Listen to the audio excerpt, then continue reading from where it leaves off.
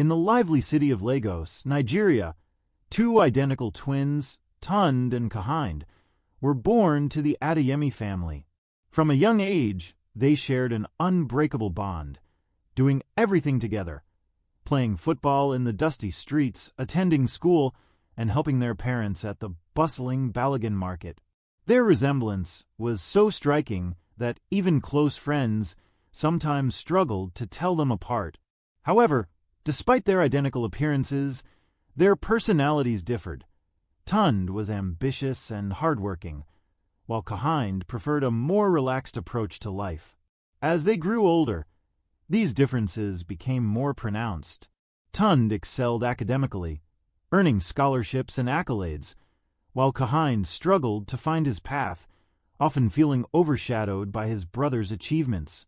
This disparity sowed seeds of envy in Kahind's heart, though he masked it with a facade of indifference. The twins' relationship, once harmonious, began to show subtle cracks, unnoticed by their loving but busy parents. After secondary school, Tund secured admission to the prestigious University of Lagos to study medicine, fulfilling a lifelong dream. Kahind, on the other hand, faced rejection from multiple institutions due to his lackluster academic record. Feeling dejected, he settled for a menial job at a local electronics shop, a position far beneath his potential. The contrast between the twins' lives became a topic of discussion among family and friends, further deepening Kahind's resentment. Despite Tund's attempts to encourage his brother, offering to help him prepare for future entrance exams, Kahind's pride prevented him from accepting assistance. He distanced himself from Tund, avoiding family gatherings and preferring the company of new acquaintances who were unaware of his brother's successes. This self-imposed isolation only fueled his feelings of inadequacy and jealousy.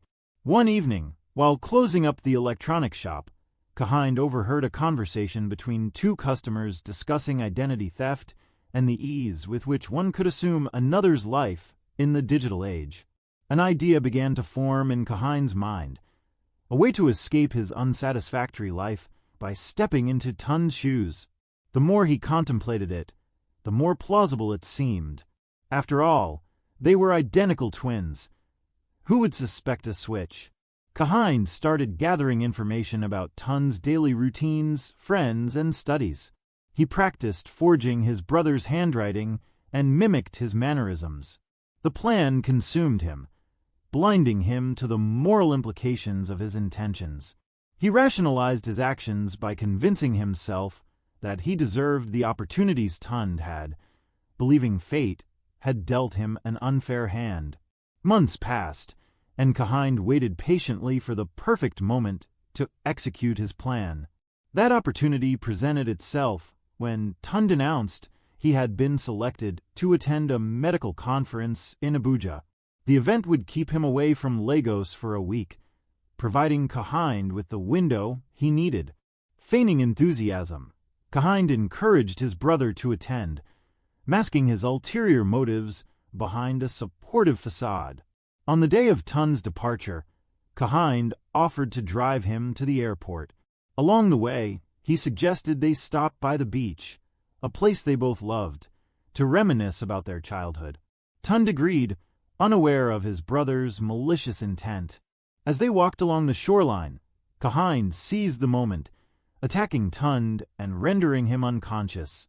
He dragged his brother's limp body to a secluded spot, leaving him there with a forged suicide note, hoping it would be discovered later, leading others to believe Tund had taken his own life. With Tund out of the picture, Kahind returned home, assuming his brother's identity. He contacted the university, informing them of a family emergency that required him to stay in Lagos, thus canceling the trip to Abuja. Kahind moved into Tund's apartment, donned his clothes, and began attending his classes. His prior observations and practice paid off. No one suspected the deception. Friends and professors attributed any slight changes in behavior to stress from the alleged family emergency. Meanwhile, Tund regained consciousness, disoriented and injured. He stumbled to a nearby road, where a passerby found him and called for help. Without identification and suffering from memory loss due to head trauma, Tund was admitted to a local hospital as a John Doe. Days turned into weeks as he struggled to remember his identity, while Kahind continued to live his life, enjoying the privileges and respect that came with being Tund. Kahind's newfound life seemed perfect, but maintaining the facade proved more challenging than he anticipated. Tund's close friend, Chica, noticed subtle differences. Tund's sudden preference for beer over his usual soft drinks, his lack of enthusiasm for medical discussions, and his unfamiliarity with inside jokes they once shared. Chica's suspicions grew, but without concrete evidence, he hesitated to confront his friend. At the hospital, Tund's condition improved, but his memory remained fragmented. A compassionate nurse, Amina, took a special interest in his case, spending extra time with him, hoping to trigger his memories. One day, while watching a news segment about the University of Lagos, Tund reacted strongly to the sight of the campus, prompting Amina to contact the university in hopes of identifying him. Determined to uncover the truth, Chica began investigating Tund's recent behavior. He visited the Adeyemi family, subtly inquiring about any changes or issues. While the family hadn't noticed anything amiss, Chica's instincts told him something was wrong. Tund had always been meticulous, but lately he seemed forgetful. He mixed up past events, struggled with his medical coursework, and even hesitated when asked about simple things like his favorite lecturers. Determined, Chica decided to test him. One evening he invited Tund over for dinner and casually brought up an old story, one only the real Tund would know. Kahind smiled, nodding along, but when Chica asked for details, he stammered, trying to piece together an answer. Chica knew something was off. Meanwhile, at the hospital, Amina continued to care for the man known as John Doe. His injuries had healed, and though his memory remained blurry, certain things triggered reactions. One day, while flipping through a medical textbook, he instinctively explained a complex concept to a junior doctor. Amina noticed. If he could explain medicine, who was he?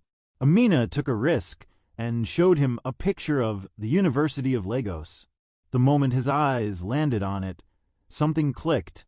His head throbbed, flashes of his past rushing in.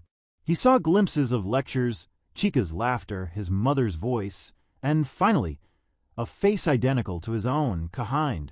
He gasped, gripping the bed frame. Kahind, he took my life. Amina's eyes widened. You remember? Tund nodded slowly, his hands trembling. I need to get home. Determined to find answers, Amina contacted the university, claiming to have found someone who might be a missing student. Chica received the call and rushed to the hospital, his suspicions solidifying.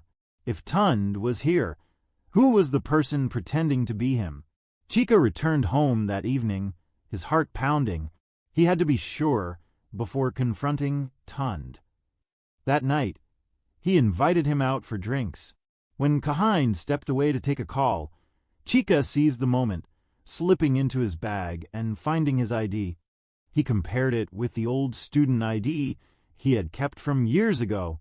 There was a difference, subtle, but there. He felt sick. The man before him was not his best friend. Chica met with Amina the next day and confirmed the truth. Tund is alive, but he's been in the hospital. Kahind took his place. Amina nodded gravely. We need to act fast. Kahind won't let go of this life easily. Meanwhile, Kahind, growing paranoid, sensed Chica's distant behavior. He had worked too hard to steal Tund's life. He wouldn't let it slip away so easily. He needed to silence anyone who stood in his way. With Chica's help, Tund left the hospital and returned to Lagos. The journey back was nerve-wracking. His heart pounded as they neared the house he once called home, now occupied by his imposter. A plan was set. That night, Chica arranged a reunion at their old childhood spot. Kahind, suspicious but curious, agreed to come. When he arrived, he was met with a sight that made his blood run cold. Tund, standing in the dim light, very much alive. "You thought you buried me." Tund's voice was calm but laced with anger. "You stole my life, Kahind." Kahind's mind raced. He laughed, shaking his head. "You can't prove anything." "Oh, but I can." Chica stepped forward, holding up recordings, documents, and testimonies Amina had gathered. "It's over, Kahind." For a moment, silence filled the air. Then, like a cornered animal, Kahind lunged at Tund, his face contorted with rage. The brothers fought, fists flying, years of resentment exploding in that moment. But Tund was stronger, fueled by justice and betrayal. Kahind fell to the ground, panting, defeated. The police, who had been informed by Chica, arrived and took him away.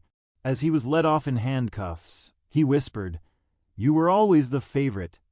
Tund watched as his twin disappeared into the night, sadness lingering in his chest. Kahind had made his choice, but it didn't make the loss any easier. Days turned to weeks. Tund resumed his studies, but the shadow of his brother's betrayal remained. He visited his parents, revealing the truth. The heartbreak was immense, but they chose to forgive, hoping that one day Kahind would find redemption. As he stood by the Lagos shoreline one evening, he realized that despite everything, he had survived. He had reclaimed his life, and with that, he was ready to move forward, stronger than before. Tund tried to settle back into his life, but the weight of Kahind's betrayal lingered. He would wake up in cold sweats, haunted by the memory of that night at the beach, the look in Kahind's eyes before he left in handcuffs. His twin, his own blood, had tried to erase him. Chica noticed his unease. "You're back, Tund. You won. Don't let him keep living in your head." Tund nodded, but knew it wasn't that simple. There were still whispers around campus. Some students found it hard to believe that the Tund they had seen for months was an imposter. Professors were skeptical, and a few even avoided him. The damage Kahind had done was not just physical. It had stained Tund's reputation, and fixing that would take time. One evening, as he scrolled through his emails, a new message popped up. The sender was anonymous, but the subject line sent chills down his spine. "You thought it was over?" His hands trembled as he opened it. The message was brief, but chilling. "I know what happened. You are not safe. Watch your back." Tund's heart pounded. Who was this? Was it Kahind? Someone who knew the truth? He quickly called Chica, who urged him to stay calm. "It could be a prank, Tund, but we can't take chances." They decided to trace the email. To their horror, the IP address led them to Ikoyi prison, where Kahind was being held. The next morning, the news broke. A prisoner had escaped from Ikoyi prison. Tund didn't need to hear the name to know who it was. He dropped his phone, his breath coming in short gasps. Kahind was out. Chica arrived at his doorstep within minutes. "We need to leave. Now." "But where will I go?" Tund's voice shook. Chica's eyes were filled with urgency. "Anywhere but here. If Kahind escaped, he's coming for you." The realization hit Tund like a wave. Kahind wasn't done. This wasn't over. Lagos buzzed with the news of the prison break. The authorities launched a citywide search, but Kahind was nowhere to be found. His ability to blend in, his knowledge of Tund's life, made him nearly invisible. Tund and Chica went into hiding, staying at a friend's apartment on the mainland. But fear hung over them like a storm cloud. Every knock on the door, every unknown number calling his phone, sent chills down Tund's spine. One night, while they watched the news, a breaking report flashed across the screen. Ikoyi prison escapee linked to new identity theft case. Tund sat up. "He's done it again." Chica's face darkened. He's not just hiding. He's playing the same game. Kahind had stolen another life. Determined to stop his brother before he ruined another life, Tund decided to take action. He reached out to Amina, who still worked at the hospital. "I need to find him," he said. Amina hesitated. "Tund, he's dangerous. You can't do this alone." But Tund knew he had no choice. This wasn't just about him anymore. Kahind had to be stopped. With Amina and Chica's help, he started piecing together Kahind's movements. He visited old friends, tracking places Kahind used to frequent. Each clue led them deeper into Lagos's underbelly, where secrets thrived and danger lurked in every shadow. Then, finally, a lead. Kahind had been spotted at a high-end nightclub on Victoria Island, using a new name. Tund's pulse raced. It was time for the final confrontation. The club was packed with people, music thumping through the walls. Tund, Chica, and Amina stood outside, their hearts pounding. Inside, Kahind was living his stolen life, unaware that his time was running out. "Are you sure about this?" Amina whispered. Tund nodded. "I need to end this tonight." They entered the club, scanning the crowd. Then, in the VIP section under dim blue lights, they spotted him, Kahind, dressed in a sleek suit, laughing with a group of people who had no idea who he really was. Tund clenched his fists and walked toward him. The moment Kahind saw his brother, his smile vanished, replaced by pure shock. "You should be dead," he muttered. "No, Kahind," Tund said, voice steady. "I'm here to take back my life." Kahind's eyes darted around, searching for an escape, but Chica and Amina blocked his way. "There's nowhere to run," Chica said. For the first time, fear flickered in Kahind's eyes. Kahind lunged, trying to push past them, but Tund tackled him to the ground. The club erupted in chaos as people screamed and scattered. Security rushed in, but Tund held his brother down. "You had everything, Kahind," Tund growled. "A family who loved you, a chance to change, and you threw it all away." Kahind struggled, his voice laced with desperation. "I was never enough. You took everything from me." "No, Kahind. You made your choices." Sirens wailed outside.